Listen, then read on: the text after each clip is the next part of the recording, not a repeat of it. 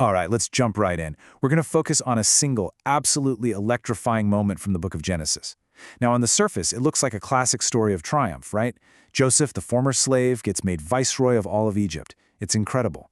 But the ancient mystics tell us to look closer, because tucked away inside the description of his victory parade is something else entirely, a literal map of the cosmos, a blueprint for how reality itself is put together. And here it is. This is the verse that cracks the whole thing wide open. And he had him ride in the Merkavat HaMishneh, the second chariot. And they cried before him, Avrech. Now, these words are so much more than just pretty historical details. The Zohar, in particular, looks at this and says, wait a minute. This isn't just describing an event. This is documenting a cosmic protocol. This isn't a story. It's a formula. It's an instruction manual. So to really unpack this, we're going to climb a ladder of understanding the sages call Pardes. First, we'll start with the Pshat, the simple, literal story, what it looked like on the ground. Then we'll get into the Remez, the hints, what's really going on with this second chariot. After that, it's the Drash, where we'll interpret that strange command, Avrech. And finally, we're going all the way up to the Sod, the secret mystical layer, to map out the cosmic blueprint and watch it all come together in a great cosmic unification. Okay, let's start on the ground. Let's paint the picture. Imagine ancient Egypt, but in stunning, cinematic 4K. The sun is just this blazing gold furnace in a pure sapphire sky, and it's baking the white limestone of the temples. There's a fine dust in the air, kicked up by thousands and thousands of people, and it hangs there, catching the light like a shimmering golden veil. A massive crowd, a literal sea of people, lines the streets, and as the chariot approaches, they part and bow as one. It's like a wave of pure reverence rippling through the city. And cutting through that silence comes the sound, the heavy, rhythmic turning of chariot wheels on stone. It's not just a mechanical sound, it's a bass note, a pulse, like planets turning in their celestial orbits. And then, rising above it all, a single powerful cry from 1,000 throats, echoing off the stone walls. Avrech. Okay, so you can see it, right? You can hear it. But now let's shift gears. Let's move from what it looked like to what it meant. The text is so specific. Joseph rides in the Merkavat HaMishneh, the second chariot. Why second? I mean, is it just because Pharaoh has the first one? Is it the runner-up chariot? No way. The mystics tell us that word, second, is a huge hint, a remez, pointing to a much, much deeper reality. This isn't about rank. It is all about reflection. See, the word Mishneh doesn't just mean second, like number 2 in a line. Its root means to repeat, to double, or to copy. Think about the Mishneh, right? It's the repetition and deep dive into the Torah. So the Merkavat HaMishneh is really the chariot of the double, the mirrored chariot. It's a physical working system right here on Earth that is a perfect one-to-one copy of a divine supernal architecture up in the heavens. This chariot isn't just a ride for Joseph, it's an interface for the divine. And this gets us to that core Kabbalistic idea you always hear about, as above, so below. The Zohar explains that our lower world is literally designed to be a vehicle, a Merkavah, for the upper worlds. So the supernal world, the world of Absolute, is like the primary architecture. It's the source code. And our manifest world, in this case Joseph's perfectly organized kingdom in Egypt, is the mirrored instance. It's the running application, the program designed to execute the divine will right here on the physical plane. You know, let's use a modern analogy to make this crystal clear. Imagine the entire divine plan for reality is a massive, incredibly complex system architecture running on a primary server up in the cloud. That's the supernal Sephirot. Now, Joseph's government in Egypt, with its perfect order and foresight, is a mirrored instance. It's a staging environment set up to perfectly reflect that primary system down here on the ground. But you need a way to connect them, right? You need a secure API to manage the flow of information between the two. Well, that interface, that's Joseph himself. And finally, you need a command, a very specific keyword that you input to initiate the sync protocol, to bind the two systems so they operate as one unified whole. And that command is Avrech. So now let's zoom in on that command, Avrech. The simple translation is just kneel. But the mystics, they look at the letters, the structure of the word itself, and they see something else entirely.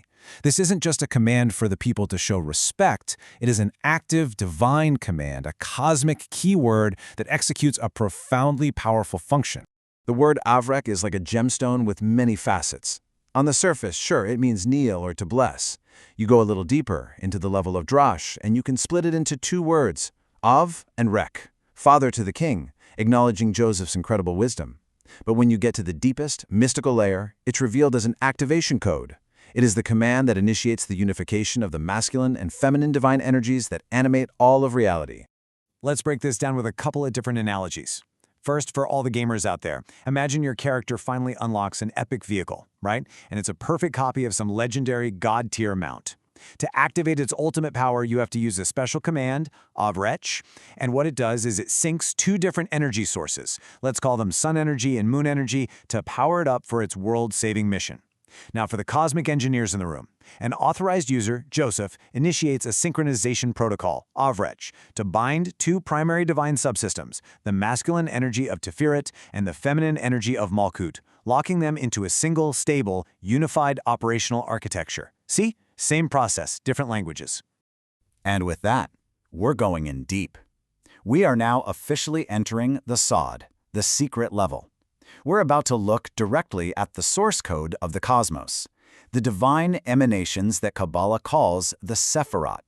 This is the divine architecture that Joseph's chariot, his entire system, is mirroring. Okay, this slide maps out the key players in this whole cosmic drama. Our sources identified the Sephirot of Tiferet, which means beauty or harmony, with the masculine principle. It's often called the sun. Its cosmic counterpart is Malchut, which means kingdom. This is the feminine principle, the moon. And really, the entire goal of creation is to bring about the perfect union, the zavug of these two forces. Now, that energy has to come from somewhere, so it flows down from a higher source, Bina. But it can only get from Tiferet to Malchut through one crucial channel, Yesod, the foundation. And don't just take my word for it. The source texts are incredibly direct about this. This passage says it plainly.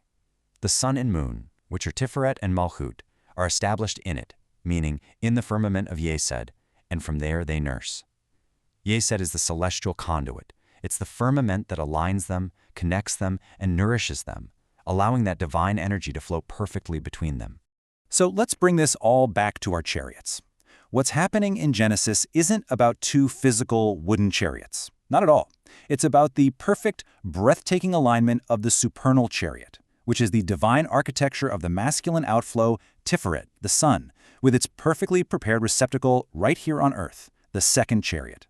And that second chariot is the vessel of Malchut, the divine feminine system, which is now ready and able to receive that supernal flow and make it real in our world.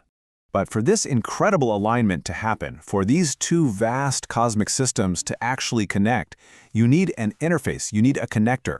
And that is the unique, cosmic, and absolutely essential role of the human being at the center of this whole drama, Joseph. He's not just a viceroy, he is a living, breathing conduit for divine energy. As we saw, the Sephirah that connects the sun and the moon, Tiferet and Malchut, is Yesod, the foundation. Yesod's entire job is to be the ultimate connector. It's the channel, the pipeline that funnels all the energies from the higher Sephirot down into Malchut, our world of manifestation. And mystically, this specific Sephirah is identified with the archetype of the tzaddik, the righteous one. That individual whose personal purity and integrity are so complete that they can act as this perfect conduit between heaven and earth. And once again, the sources make this link absolutely explicit. Pardes Ramonim tells us, and so Joseph is connected to the light of the Yesod that is revealed in Malchut. Joseph the man, Joseph the tzaddik, the one who resisted temptation, who maintained his covenantal purity even in the depths of Egypt, becomes the human embodiment of the Sephirah of Yesod. He is the API. He is the bridge over which all of that divine energy can flow. This entire cosmic structure is also built on a kind of divine mathematics. The number 2 is obviously central. You have the duality of two chariots, sun and moon, upper and lower, that need to be unified. The number 7 pops up, representing manifestation. Think of the 7 lower Sephirot, or the 7 days of creation. 10 signifies the completion of the whole system, the 10 Sephirot. And 12 reflects the underlying structure, like the 12 tribes of Israel, which themselves mirror 12 higher divine channels.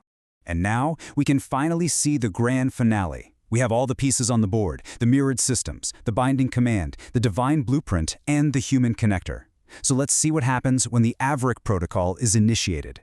This isn't a static event. It's a dynamic, cascading flow of divine light and energy.